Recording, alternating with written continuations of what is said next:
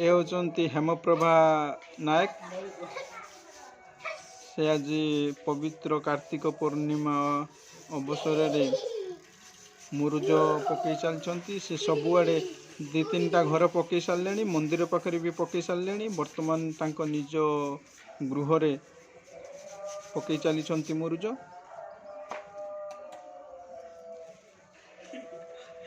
ये होचंती तांको सान झियो चटुआ बा।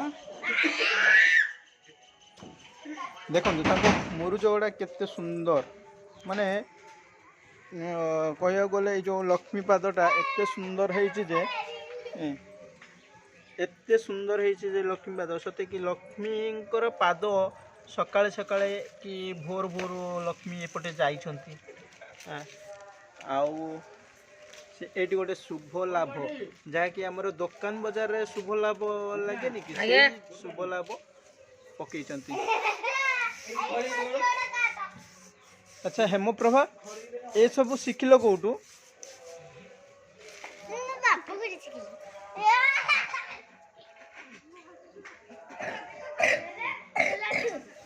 यही घड़घड़ी मारुची चटुआ बा।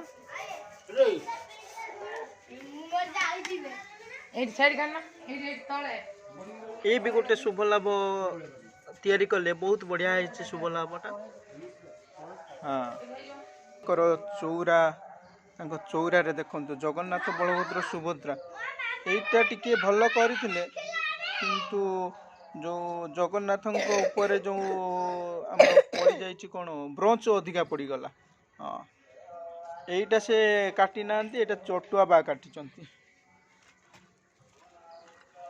देखो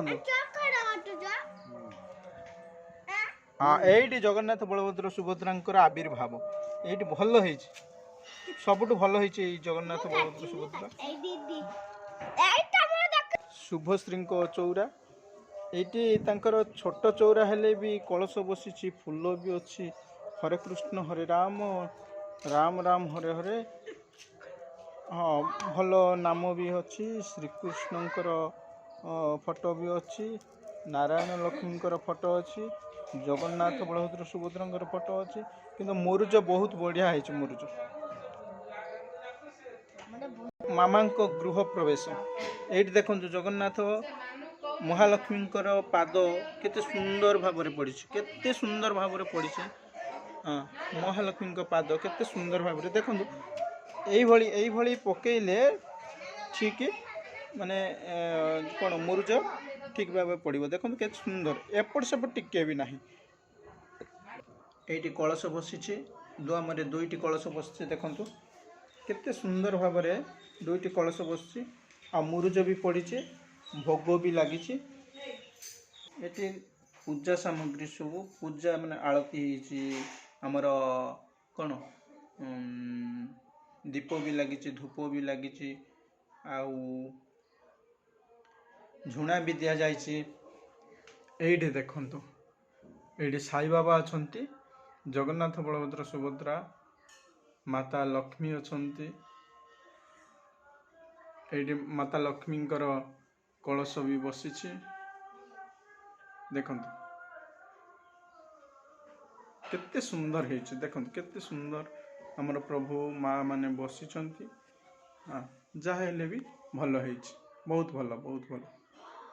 ये से मंदिर को जाइए पुथी पढ़ी के आसिले, जाओ मंदिर को जाइए पुथी पढ़ी के आसिले बहुत भल भी। कंठशिल्पी कंठटा बहुत भल माने क्लियर शुभुला। हाँ ये जो आमर सुभाष चंद्र विश्वाल तांकर मिसेस रीना ये होचंद हाईलाइट रीना भाउज। ये चटुआ बा ये मंजुमा, चटुआ बा मंजुमा।